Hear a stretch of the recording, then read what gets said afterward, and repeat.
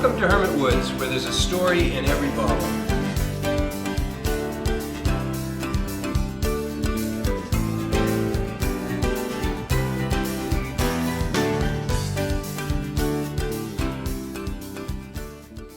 Hello, Amy. Hello, Bob. Nice to see you. Well, it's really great to see you too. I'd rather be in your tasting room drinking some of your amazing blueberry wine. Well, thank you. Likewise.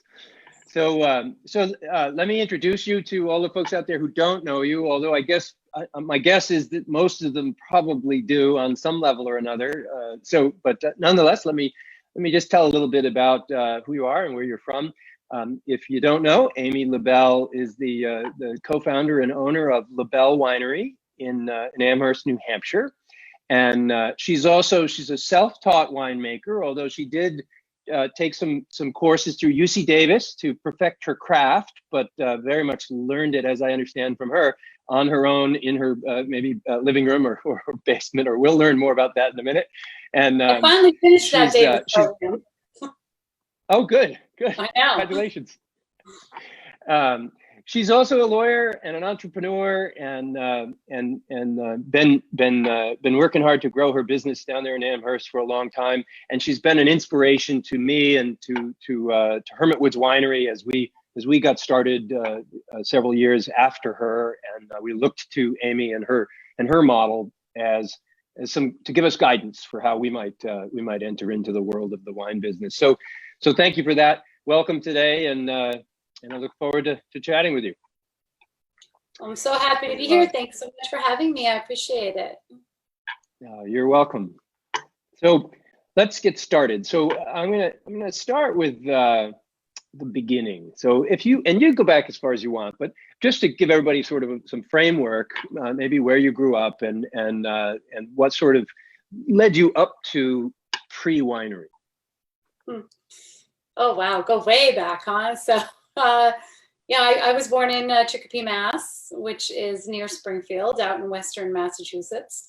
And I did not know that I would end up being a winemaker. Certainly wine isn't in my family archives. One of the questions I get a lot at the winery is, was winemaking in your family? Did you have a grandfather that made wine? That kind of thing. Not in my case. Every once in a while, my family would probably, on Christmas or something, they'd pull out a bottle of Riuniti Lambrusco or something, and we'd share a toast over a holiday meal, or maybe it was a bottle of Asti Spumante if it was New Year's Eve. But that was the extent of it. There's not a lot of wine in my background. And then, of course, I actually had a whole different career planned, even from the legal stuff. Before I was a lawyer, I actually was a dance major, which is kind of a fun fact. So yes, so I've kind of changed my path a couple of times. Sometimes because I wanted to, and sometimes because I had no choice. But in the case of the dance career, I had a kind of a career-ending injury that caused me to shift focus a little bit and get refocused on my studies, which led me down the law school path, which was great. I ended up having a wonderful legal career. I practiced for 16 years. A lot of that while I was building the winery at night and on the weekends, at Alyson's Orchard first, and then in my backyard, which you visited, in my backyard barn. But I was still practicing all those years, so I could, pay my law school loans off and, buy groceries and things like that. So it was kind of a windy path that ended me into the world of wine.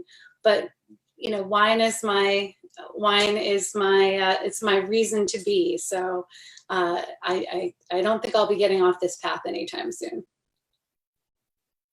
Good. So along that path, from what I've read and from talking with you in the past, you report to have sort of discovered wanting to be a winemaker at a winery in Nova Scotia.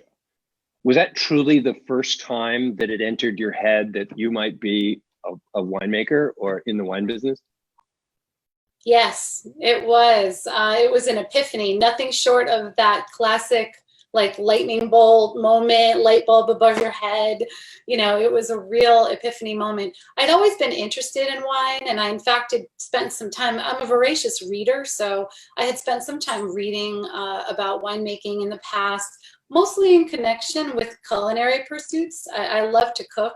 So, you know, wine and cooking, you know, they complement each other. And I wanted to know more about wine because I thought it would inform my cooking. And it was, you know, because it wasn't a topic I had learned a lot about in my younger days. So as soon as I had a budget for wine, when I started practicing law in Boston, I started, you know, buying wine and learning more about wine and learning how it impacted your culinary experience at a restaurant, for example. I bothered so many sommeliers in Boston. They probably blacklisted me on the, I don't know. I always pictured them going, oh God, here she is again. She has more questions. But you know, it wasn't until that moment in Nova Scotia when I was on vacation from my day job, my legal job, and I walked into this winery and I said, oh my gosh, I think I'm supposed to be doing this. And that is making wine, not just consuming it or cooking with it. What winery was that? Oh, that was a little winery on the East Coast between Yarmouth and Halifax, which is the capital. Yep. And it's no longer there. The name of it started with a T, but they've gone out of business. They're not there anymore. And I'm so bummed because I always want to go back there and kind of take it in a little bit stronger and, you know, let them know what an influence they had in my life. Not there anymore. So if you could think, if you know it, and maybe you don't, but if you can imagine you walk through the doors, or maybe it wasn't when you walked through the doors, but at what moment and what is it about that particular winery that struck a chord with you that made you know that life-changing event had to happen?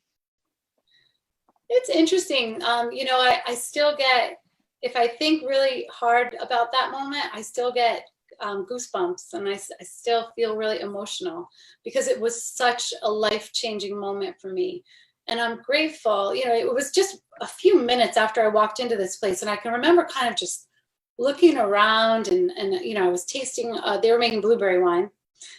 So they had only 3 kinds of blueberry wine on the menu, as far as I remember. Maybe they had one white that was like a pear. They were definitely fruit wines. And I just remember saying, you know, it was just a few minutes into the visit, saying, you know, this feeling kind of uprose, and I said, geez, these people look happy. This looks like a good life. I think I can do this. You know, and it doesn't come in a vacuum. You know, my whole life, I always wanted to have my own business. I've always had kind of an entrepreneurial spirit. You know, starting from when I was a kid, and my sister and I used to make our little neighborhood businesses. You know, I could handed out my first business cards, which I made on index cards with, you know, stickers on them around my neighborhood for lawn services, babysitting services. I was always doing this kind of thing, you know, hustling to make a business happen. And so it was kind of normal for me to want to start a business. And I feel like I was always on the lookout for what that opportunity would be when the time came. And maybe it would have been opening a dance studio at one point. Maybe it would have been opening my own legal office at one point. But the wine thing, I'm really grateful that I not only felt that moment of epiphany that was stronger than anything I'd ever felt, but that I listened to it. Because at that moment, Bob, I still had $100,000 in student loan debt. I had just gotten an amazing job working in-house at Fidelity Investments in their legal department, which is it's like a dream job in Boston. So, you know, I'd only been there a couple months. So for me to have this strong feeling at that time telling me, oh, you have to learn how to be a winemaker, you have to do that. You know, I could have easily pushed that down and said, no, that's stupid. You got to stay the course. You're a lawyer. You've got a job to do. You just got this great job. And then, of course, as I started getting into it, everybody around me was like, are you nuts? Your winery in New England, and you've got this great job. What are you thinking? You're crazy. So I think I could have easily ignored it, but I didn't, which is great. I'm very grateful that I didn't ignore it. That is great. And I was going to ask you, you must have heard the old adage, how do you make a small fortune in the wine business? We start with a large fortune. Yes. So it is quite amazing, and I think very brave and bold of you to make that decision. You left a promising law career, which I'm sure could have been very, very financially good for you, and you made the decision to open a winery. I chose happiness, Bob. Yes, and I respect that a lot. And actually, that's that having made the same choice, I'm very familiar with it. So that's great. Yeah, we go around one time, right? That's it. You get one time around, and you better make the best of it. That's right. Live for today. That's right. So have you ever looked back and had any regrets? Has it ever been a point between that day that you made that decision and to the day that you finally handed in your resignation and took on the job of full-time winemaker that you have thought back and said, maybe that wasn't the best decision? No, only in the last week or so. No, this pandemic has us all wrapped up in twisted knots, but no, I've never regretted that choice, not once in my whole life. Never. I love what I do. I love making wine. I love learning. So they go hand in hand, right? And because as you know, winemaking is something that you will spend your whole life learning about, and you will always be able to learn something new and always be able to make it better. So I think that it feeds that part of me that loves to learn, and that works well for me. I've never regretted it. I love owning my own business. I love, I guess, the illusion of being in control of my own fate, because obviously we're not, given the events of the last 8 weeks. But no, I absolutely love it. That's great. I wanted to share too, while you were talking about that winery in Nova Scotia, one of the things that drove me when I first got into the wine business here, my wife and I spent a lot of years going wine tasting when we were living in California. And there's 2 or 3, maybe more than that even, winery experiences where I felt the way you did. I didn't necessarily know that it was going to be a life-changing moment, but I can, to this day, put myself at the tasting bar of a couple wineries that I visited because of the exceptional experience that I had and the way in which I was treated and the quality of the wine and the quality of the space and the experience. So there's something really meaningful to that. And we strive at our winery to, that's my goal, is to everybody walks through the door to see, how do I give that to them? That's a gift that's pretty special. So that's a great story. 100%. Yes, and and I applaud that. If you can give somebody an experience at your place of business, something that they can take away with them in their heart or in their soul, then you've made it. Then you're not just selling a product, like, oh, here's the thing I make, buy it. Here's my widget. Exactly. What you're selling is a memory. You're selling, something that enriched their lives, and that's really important. That's great. So how long from the moment you decided in Nova Scotia that you were going to be a winemaker to the day you sold your first bottle, how many years did that take for you to develop the skills and put the plan together and make it happen? Well, I always say it took me 4,083 days to get the doors of the Labelle Winery open, the one that we know now. That was 12 and a quarter years. But till I sold the first bottle, it was about 4.5, 5 years. And that would have been at Alyson's orchard? Yes, my little bottle of apple wine. So did you work while still retaining your job as an attorney? You did the Alyson orchard piece on the side? It's like on the weekends or something? Oh yes, nights, weekends, every spare moment I had, I was working on wine. At Alyson's for 2 years. I kept my job, let's see. So the epiphany moment happened in the summer of 2001. And I had my job until just before we opened at the large facility that in Amherst. And that was 2012. So I kept my job for 12 years, all while I was learning how to make wine, taking my classes at Davis, building, working at Alyson's, in their winery, And then, working at the barn behind my house, where I was building, my own name for things. And all that time, it was all nights and weekends. That was my side hustle. Not to mention starting a family. Oh yes, those people. So, yes, those little creatures, the little ones, they're a lot of work. I met Cesar about 4 years into the dream. And God bless Cesar, he didn't run away when I told him what I was going to do. And so he stayed, and he in fact married me anyway, is what I always say. And I often call him poor Cesar because, it's just hard to be married to me. But anyway, Cesar, it was kind of late in life. I'm like 100 years old, So by the time I met and married Cesar, we were like, well, we may as well have a baby. So we had a baby really fast. But so by our first anniversary, I already had, that was in 2000. We got married in 06. I had a baby in 07.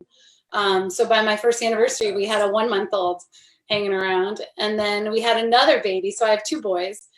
We had another baby really fast. So I have two guys who are now 10 and 12. So they're Wow, growing 10 up. and 12. They're growing fast. I think the last time I saw them, they were they're little tiny. They were kids. tiny. So Now I can't even imagine 10 and 12. They're up to here now. Then they're learning to appreciate. Well, we'll say it so I don't get anybody coming to arrest me. They're learning to appreciate the aromas of wine, and they love to cook, and they love the whole thing. They love it. That's cool. Someday maybe they're going to run the business. You're going to hand the reins over to your kids, maybe, if they want it. Yeah, that's great. If they want it, no pressure from me. It's a hard business. So, if one of them wants to go out, well, they told me that they'll work in the winery after they finish their professional sports careers. So we'll see. That's good. They have a plan. Yeah, it's a good backup plan, I guess, to being in NFL, say. There you go. So, just briefly, how did you get this gig at Alyson's Orchard to get your start as the first professional role as a winemaker? How did that happen? Yeah, it's serendipity, and when things are meant to be, they're meant to be, and they happen just as they should. So I ended up getting introduced. I mean, I was putting out feelers everywhere because everybody knew that I wanted to try this foray into winemaking at some point. I was making a lot of wine at home, and I felt like, my 1 gallon and my 5 gallon batches were coming out okay. They weren't competition quality, but they were coming along. So everybody knew that I was looking for this opportunity, and I ended up getting introduced to the Jassies, who owned Alyson's Orchard, through a mutual friend, and I got invited to a dinner party there. And so over this dinner, another guest who was there was Christian Butzke, and he is a wine professor at UC Davis and at Purdue, and he was at that time the winemaker at Sakonnet Vineyards down in Rhode Island. So he happened to be friends with them too, and he had some experimental vines on the property. So over this dinner party, and there's so many great details about that dinner party that I wish we had the time to share, but it's such an interesting conversational flow, and the wine we had was amazing. It was just one of those great nights, and it just kind of came to be the plan that we would give it a try. The year prior, Alyson's had tried to make wine in their barn and failed. But they already had the licensing in place. They already had a few tanks, and they had kind of what they needed. They didn't have pumps. They didn't have, they kind of didn't get far enough, but they had the starting point.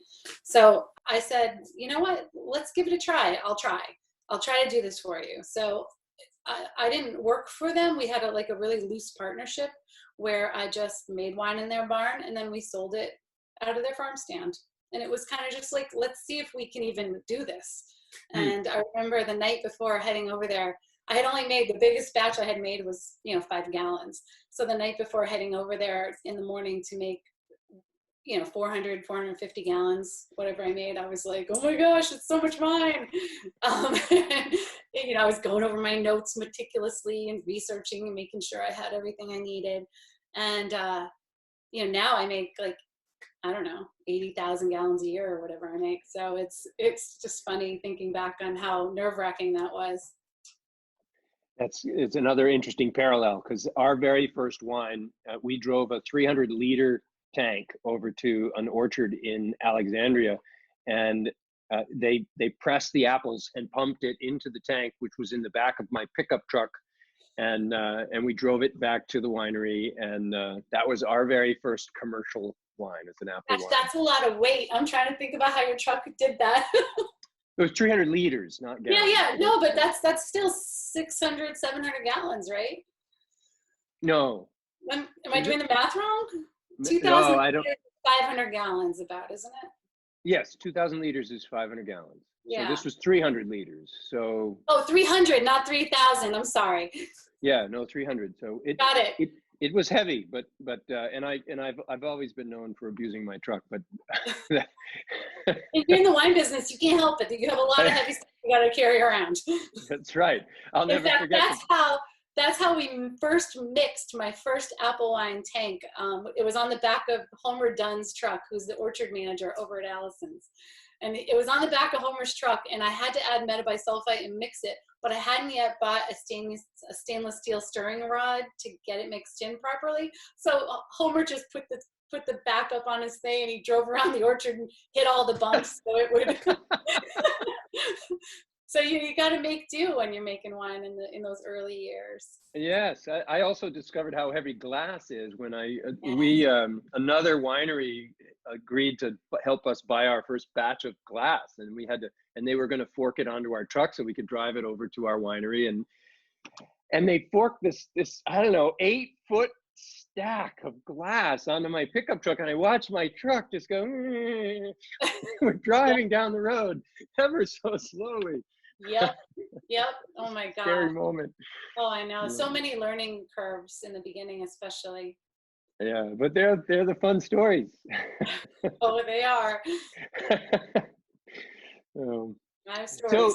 So 2 years at Alyson's orchard, and then you made the decision to buy the equipment, I assume, to build a barn or whatever you needed to do to set this up as your own operation in your backyard, essentially, right? Yeah. Absolutely. I knew that I had to keep my day job, and I at that point I had at least one baby, maybe two, and so I had to figure out how to get it closer to home so I could do this at night after they went to sleep. And I couldn't do the commute. Alyson's was an hour and 15 minutes from my house. I was working this pretty demanding day job. I mean, Fidelity is not the easiest place to work. It was a wonderful place to work, but it's very demanding. And I was a mergers and acquisitions attorney, so there was a lot going on. So if I was in the middle of a deal or there was interesting stuff happening at work, my full focus was certainly needed there. So then I would come home, have family time, do all the family stuff, and then get them to sleep, and then I'd head to the barn. And I had to be close to home to do that. So that was the decision we made, that I would just not sleep anymore. Oh, good. Cool. That's why I look like this now. Another parallel, I can think of many a nights where Ken and Chuck and I were working till 2 a.m. My poor wife, who was a teacher at the time, having to get up at 7 to go to school. We did our best to be quiet, but I don't think we were all that really good at it when it came down you were to it. Working? Yeah. But that's what you got to do. You can do what you got to do. In those days, it seemed that the dream was so big, and it motivated me so much that I didn't care about the sleep or anything else. We just wanted to get a chance to do what we wanted to do. Yeah. Well, and you did it. And you did too. Yes. So when along this path did you drink the first bottle of wine that you made and say, I got this? Oh God, do we ever say that? Good point. I don't know. It's, you're always wanting to make it better and better. But I do remember a moment, Alyson's is over near Keene, so it's on the western side of the state, for those of people watching who don't know. And my mom lives about an hour south of there, because we're about 2 hours apart, but Alyson's is about an hour each way for us. So she would often meet me over there and hang out with me while I was working, or help if I needed a hand. And I remember about 6 months after I made those first batches of apple wine, I hadn't invested in any equipment yet. I hadn't bought bottles. I was kind of holding to see what the result was going to be before I made too much of an investment. And I'm always conservative. I mean, I might seem crazy, but I try to be conservative. So I remember we drew off some wine from the tank and tried it. For the first time, I hadn't tried it in several months because, I hadn't wanted to disturb it. I hadn't used a lot of sulfur, and I was trying to be really careful about oxygen uptake and all these things. So we tried it that day, and it was early, I want to say it was like early May. And I remember standing in that old apple barn with, like tears streaming down my face saying, oh my gosh, like it's not terrible. Like it's pretty good. And my mom was like, oh no, this changes everything, and then I was just like, it was like wildfire from there. Cause then you had to like, I don't know how to bottle. I didn't even know how to pump at that point. We'd been gravity flowing all of the movement of the wine.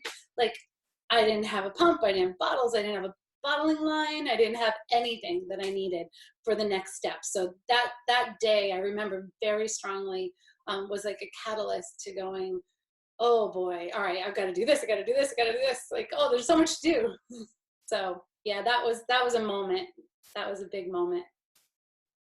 It's great listening to your stories because there's so many parallels. It's just,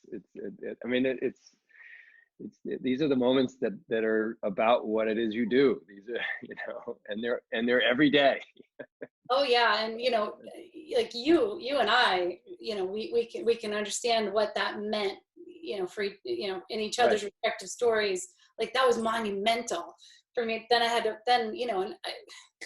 people don't really understand either that because we're here in New Hampshire, we're not immersed in a wine community like, say, California, where maybe you'd already know, or you could borrow a thing that you might need down the street. Right. Or I always picture in California, you can maybe go to Ace Hardware and pick up tri-clovers if you need them. But I bought a pump, for example. Right after that, I invested in a pump, and pumps are several $1,000s. It was kind of like, oh God, all right, am I doing this? Okay.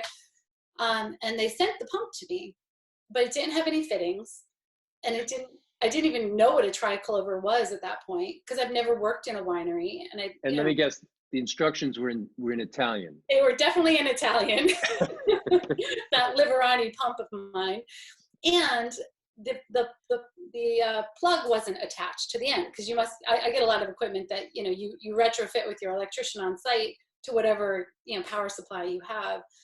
Especially if they're coming from overseas, right? So it came with some wires. I couldn't even plug the thing in. I'm like, oh my God, what am I doing? So the learning curve was big. And if we were in a different community, like, especially then, like, now, we have each other, and the wine industry is a little bit bigger, and we communicate more. Back then, it wasn't really like that. So I had nobody I could call except for poor Christian Butzke, who took my call and said, well, call these people and do this. And okay, great, I can do that.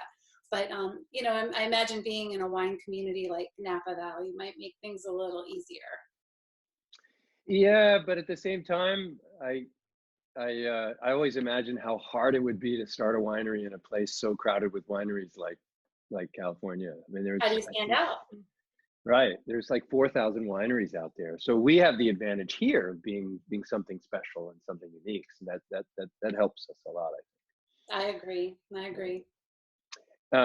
So you ran this out of your house. For how long did you run this out of your house? And when did you have this epiphany that you're going to build this beautiful winery on the hill that you ended up building in Amherst? Oh, that vision was there on day one in Nova Scotia. I knew what I was going to build right away. And I always wanted to build a place that was kind of complete, where community would gather for celebrations of all kinds, and great food and great wine and great cheese and all of the educational events I could imagine. That was like the vision from right away in the beginning. But because I had to keep that day job, and I had to pay off those student loans, and I had to save some money and build up a business to a point where I could get a bank to give me a loan to do that, I knew that would take some time. So, that's where those 4,083 days come in.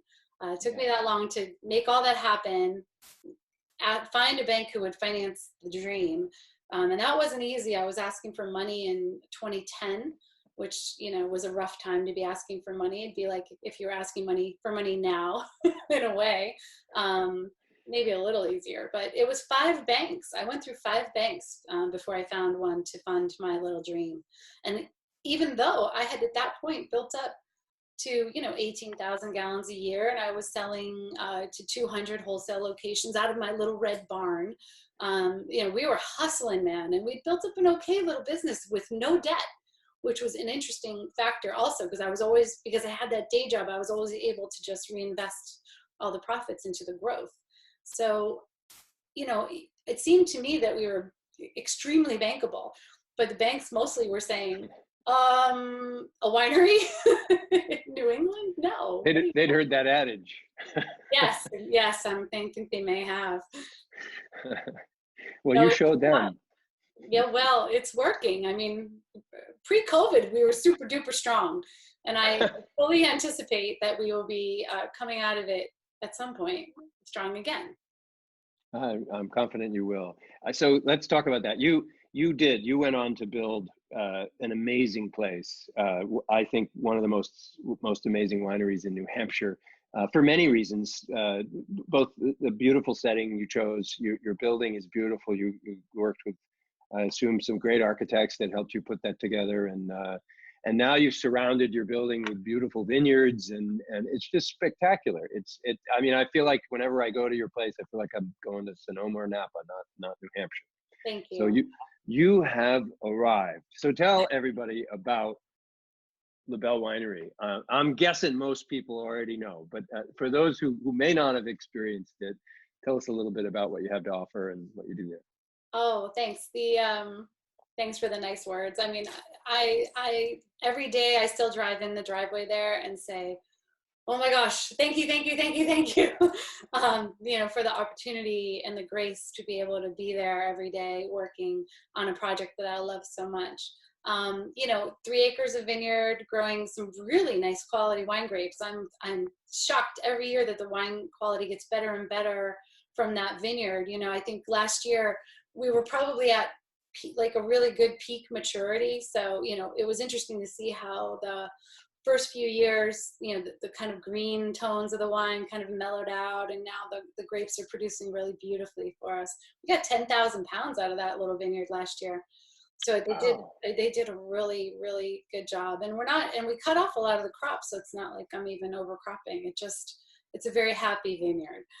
So that's working. And then, of course, there's a restaurant. There's an event center. The last 3 years, we've hosted more than 300 events a year. So the event center is super busy. 80 of those generally are weddings. The rest are corporate or nonprofit events. We have we always say at the winery that our core is winemaking. I mean, obviously everything is focused around wine, but our heart is charitable giving. And so we've supported, in the 7 years we've been open, over 1,500 charities around the state. And much of that is through inviting them to do fundraisers or, donor appreciation events, things like that at Labelle. So the building's busy all the time with celebrations and happy things going on. Of course, there's a tasting room and retail space where you can browse and shop. There's an art gallery, so there are wonderful art gallery tours with local New Hampshire artists, and of course, tours of the winery and winemaking process every hour on the weekends. It's a busy place. We host almost 15,000 tasting bar visitors a year, and then that doesn't include restaurant guests or event guests. So, right. And you have a beautiful outdoor patio for your restaurant as well, so people can enjoy food and wine on your patio. I think you have a nice fire pit in the corner there. Yeah. It's really, like my favorite thing to come out on the fire pit terrace and see, that somebody has found somebody they haven't seen in years, and they've paired up and they're hanging out and having a good time. It's a fun place. That's great. So with all of this, are you still making wine every day? Yes. Yes, with an asterisk. Obviously, running the business, running the vision for the business, I'm busy, and I love to work hard, so that doesn't bother me at all. But I guess I kind of graduated to more like a wine director role, where I haven't cleaned a tank in a really long time. Let's put it that way. Lucky you. I know. I have, maybe during harvest, I could take that back, but harvest is a different story. Nobody who isn't in the wine world can understand that harvest is like soul crushing. I mean, we processed 53 ton of grapes last year, plus our own 10,000 pounds, plus, like the apple juice that we bring in from Alyson's, because they press that off for me. I don't have an apple press. So, harvest is absolute madness, especially if you get in the spot where last year we had a day like this where we had grapes coming from different farms all on the same day. So we were processing Petit Verdot and Malbec, and like it was I think that was a 22 ton day. It was mental. Wow. But so I actually do physical work on those days. But like today, I have a winemaker, Peter Zerdahili. He came from Hungary and worked in the United States and Pennsylvania for a few years at Mazza before coming up to Labelle. He's amazing. He and I are very much on the same page in terms of our style, so that helps a lot. He's not a California winemaker. He's a European winemaker, and I fancy myself leaning more on a European style of wine. So he and I jive really well in terms of that, and in terms of making very natural wines. I don't like to add a lot of additives to wines, and I don't believe in tinkering with too much chemical addition. Like I believe that your hard work should get done in the wine cellar to make your wine good, not coming out of a bottle. But that's a whole other discussion. So he and I are on the same page. Peter manages the day-to-day wine process. He manages cleaning. He has a helper now, so we'll be like, we're growing. So his helper cleans tanks, which is great, and pumps and whatever else. But like today, I worked on wine today. Peter and I were doing some blending trials for some wine that we're getting ready to go into the bottle soon. So you were drinking? I was drinking. Darn it. That's my job. I know. Don't you love it? Darn it. Caught. Busted. I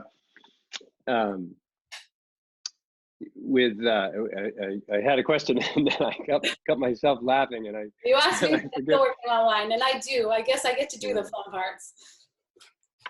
That's great. So that's what it is. Yeah. So tell me about your best-selling wine or wines. Talk about those, the ones that sell best, and then I'm going to ask you the wine that inspires you the most. They may be different. They may be the same.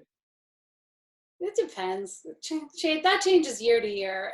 Like I know you have this experience where sometimes you'll make a wine that you've made a bunch of times, but for whatever reason, the environment or the weather or the barometric pressure or the temperature or whatever it was made this one tank, amazing and stand out above all the others.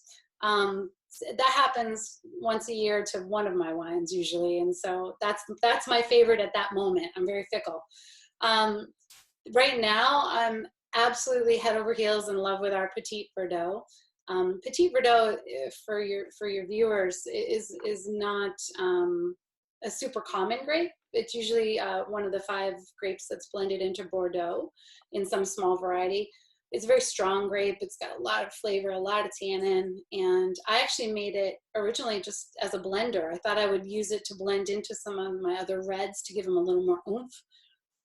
But I loved it so much that I bottled it on its own, and I've been making it ever since as a single varietal. And I'm just, the one we just released, I'm just in love with. It's kind of like violets and chocolatey, like dark chocolate, not sweet chocolate. Beautiful red fruit. It's very, very big and rich. I love that wine. So that's the one. But what was your other question? Well, I think you've answered it really. I was looking for what is sort of the best-selling wine that your customers go to first, which isn't always the same. I know we have a few wines that are really, really popular, but Ken, my partner and winemaker, has wines that he really loves, And they're not Yeah. always the same. I think it's not. No, they're not. I mean, certainly what wines that please the general population is different than wines that please a winemaker, for sure. But, our top sellers kind of fluctuate through the seasons. In the summer, like we're heading into summer now, and Cheval Blanc is always the huge seller. That's a very citric white wine. It's got a lot of lemon tones and beautiful citrus fruits, and it's a clean white wine. People love that wine in the summer. If you look at the fall, it's cranberry. Everybody loves cranberry wine in New England. And then in the winter, the reds sell much faster. So it kind of cycles for us. Yeah, it's seasonal. I think for everybody probably. Yes. And then So, I don't know what's going to happen. We had on our path a plan to start our expansion. I don't know if you are aware that we were trying to expand.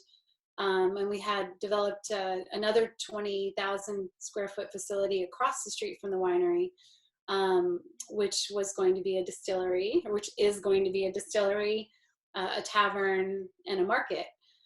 So this little pandemic has got that on hold. So we'll see what happens. But I'm really excited to expand my winemaking knowledge into distilling. I did know you were. Yeah, I that is exciting, and I've known you've had that plan for a few years now, and I didn't know where it was at. So I was looking forward. I have that as one of my questions to find out where that whole program is. So why don't you just say where are you at with that, and when do you? I know it sounds like you may have some delays, but when do you see the first activity happening in that location? Well, the plans were pretty fully formed. We were maybe I want to say 80% done with the architecture. All the interiors weren't done yet, but the building itself is developed. The program is developed, and we know what we want to make. We know the equipment we want to use. We're ready to go. So we were kind of in the final stages of finishing up approvals and getting our financing in place so that we could go ahead with that project. It's another one. It's the same as Labelle. I mean, it's another one of these we're going to have to get, the financing has to be lined up just right. It's an incredibly expensive project. Although, I'm thinking with the climate change now, cost of building was really high. It was running $300 a square foot. It was mental. So, maybe we'll see that shift a little bit downward and be a little more favorable to building commercial buildings. So, we're looking at a $6, $7, $8 million project. So we're going to have to see now, with the crisis, kind of disrupting the funding markets. I'm not sure. We were really close to sealing up a deal, and we were supposed to break ground in June and start building the thing. I was going to open next spring. So that's too bad. Well, it'll happen. It'll happen. I've found with all of our projects and expansions, there's always one thing or another that seems to cause them to happen after you want them to happen. But I'm always in hindsight looking back saying, boy, I'm glad we delayed that 6 months. There's another period to learn, another opportunity to improve what the outcome is. So it will happen, and it will be good. I'm certain. Thank you. Everything happens just as it should, Bob. That's right. So you are very busy, obviously. You got your hands in a lot of pots running that operation down there. What is it from a day-to-day basis that just stands out for you as what you look forward to the most of your experience on the job at Labelle Winery? What is it that really inspires you? Ooh, that's such a good question. I mean, other than the winemaking, which obviously is pretty awesomely inspiring on its own. What do I look forward to? I look forward to Harvest Day so much. And part of that is because, at Labelle Winery, we have a vineyard club. And to be in the vineyard club, you have to buy or sponsor a vine on the property. So you get your name on a vine, and you get invited to special events, and all through the year we have receptions with the vineyard club people. And I guess it's those people and the overall feeling of Harvest Day. When we identify what day harvest is going to be, and it's always, we don't know until into September. Mother Nature. Yeah, I mean, we kind of give it our best guess, but we hope for the best.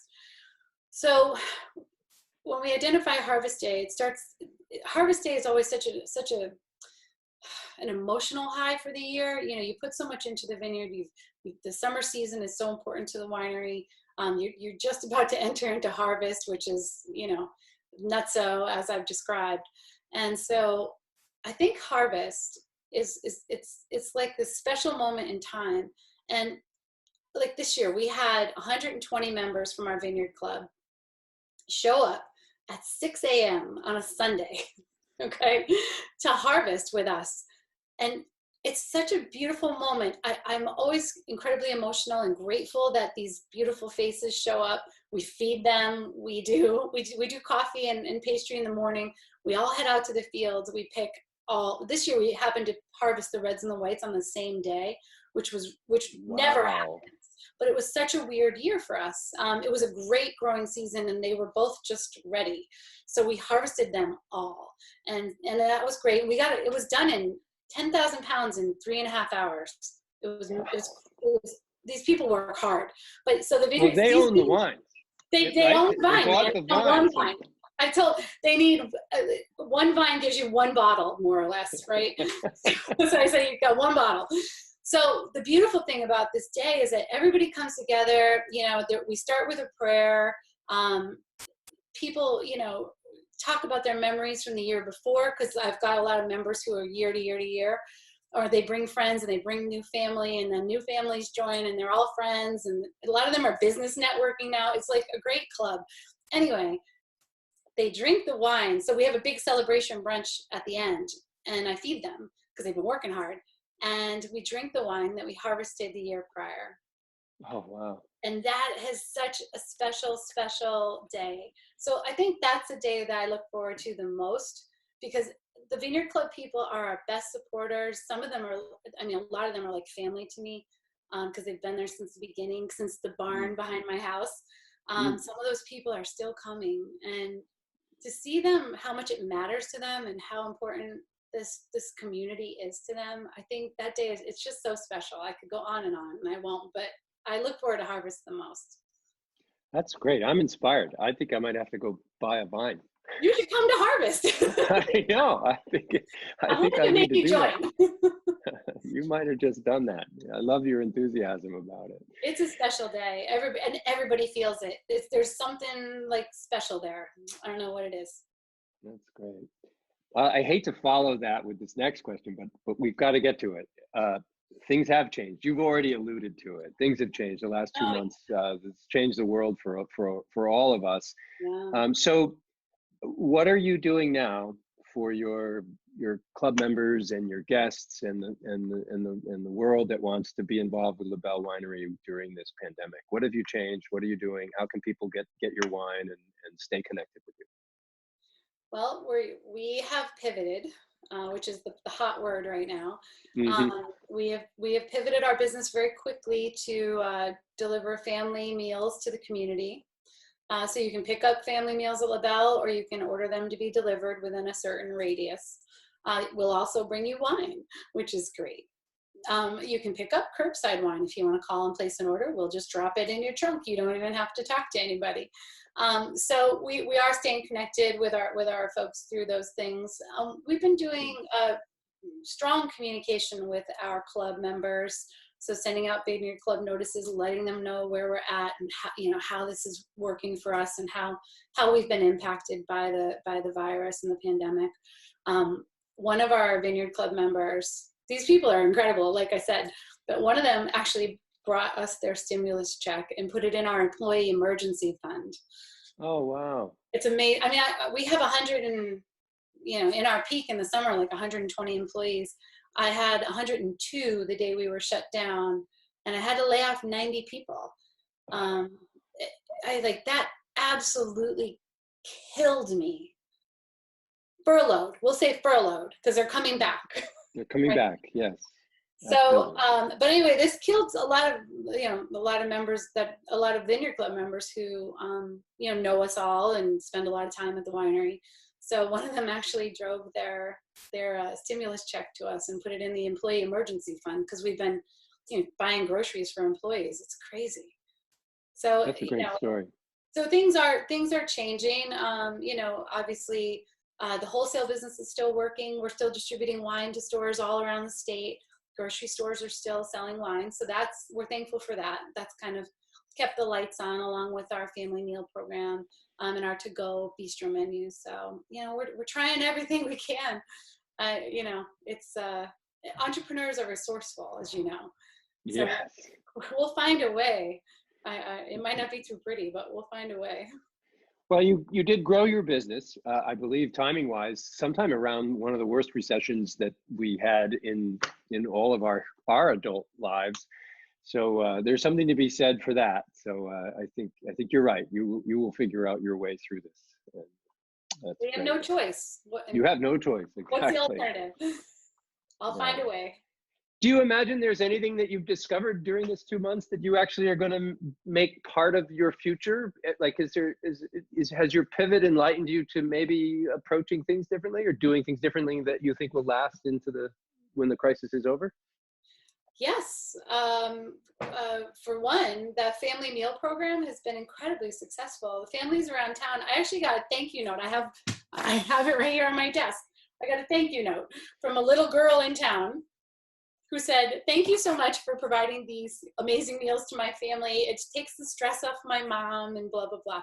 It's great. Families are busy. And what we've realized is that, we're doing some of the regular bistro menu items to go.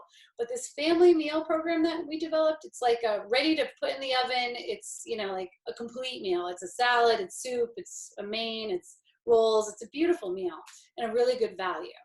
So we didn't want to, we tried to keep the price as close to, cost as we could because, everybody's hurting right now. So right. That program we're going to keep.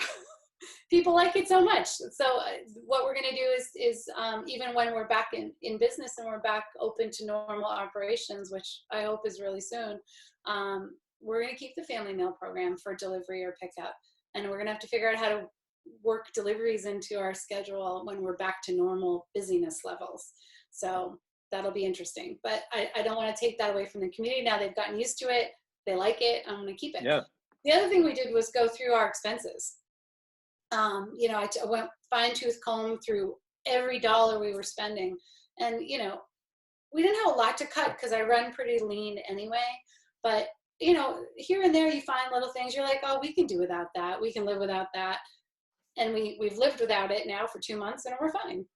So, tightening the belt, making sure that we're really paying attention to that bottom line and not taking our eye off the ball, all important stuff. Great. And then hopefully we get through this sooner than later. We've had the same experience. We've had to pivot and we've learned some new things, and we will be probably doing similar as you, applying some of those new learning things to. Are you doing food to go from your? We are. Our deli was too small, so we had to close the deli. We didn't have enough business there to justify keeping the team on to do it. So we're looking forward to getting that back open. In fact, we're looking to expand our outdoor eating capacity. We're talking to the town about adding 3 or 4 more tables on a sort of a sidewalk kind of cafe out on the main street. So yeah, we hope that can happen before the next couple months. Very good. But yeah.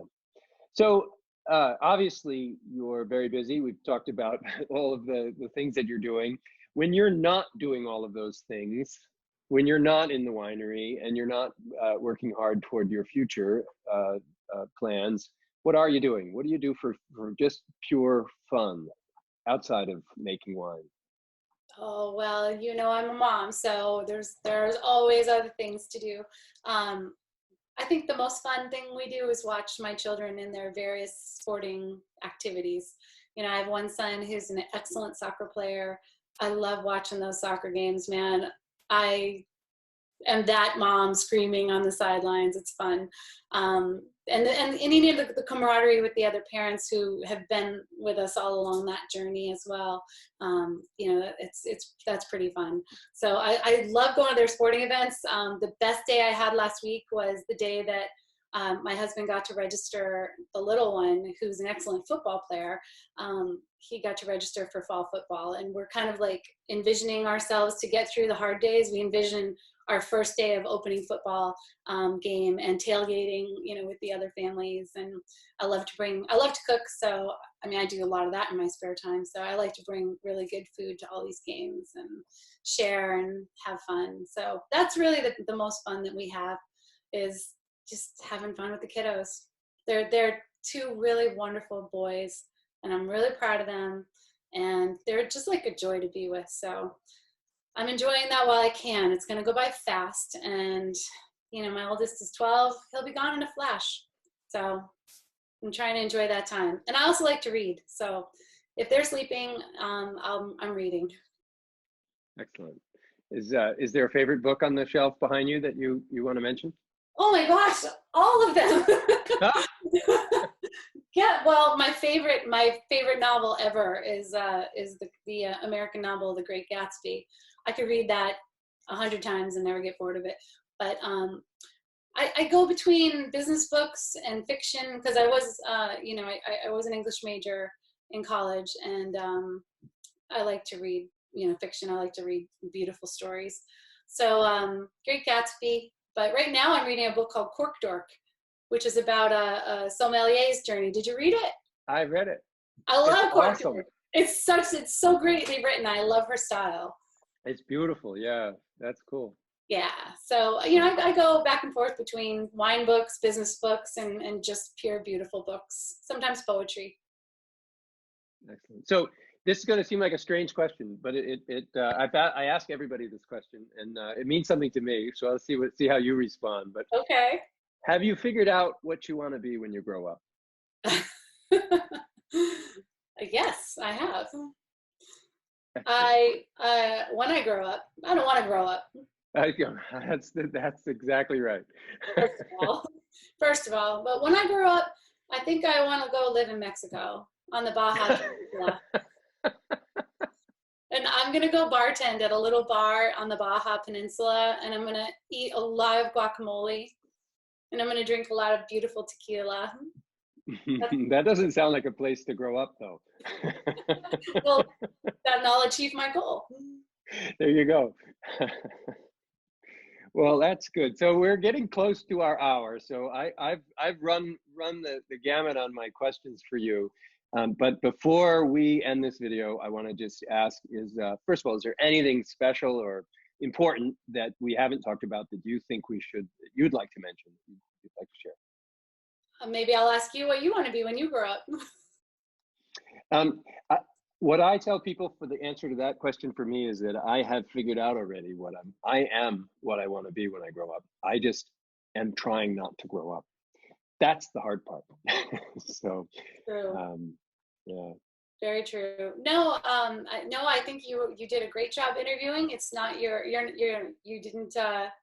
you didn't start out as Barbara Walters, but you are doing a darn good job being an interviewer. Thank you. I have something to shoot for. And like Barbara Walters always makes her people cry, and you didn't make me cry. So, is that a good thing or a bad thing? Should I be working on that? I think it's good today. No crying today. No crying and wine. Good. Well, I just want to say thank you for taking time out of your busy day. I do know how busy you are. We've mentioned it many times. So I really, really appreciate you agreeing to join me for this conversation. I've really enjoyed it. And I'd like to just tell everybody out there, just another plug. If you haven't visited Labelle Winery, you absolutely need to put it on your calendar.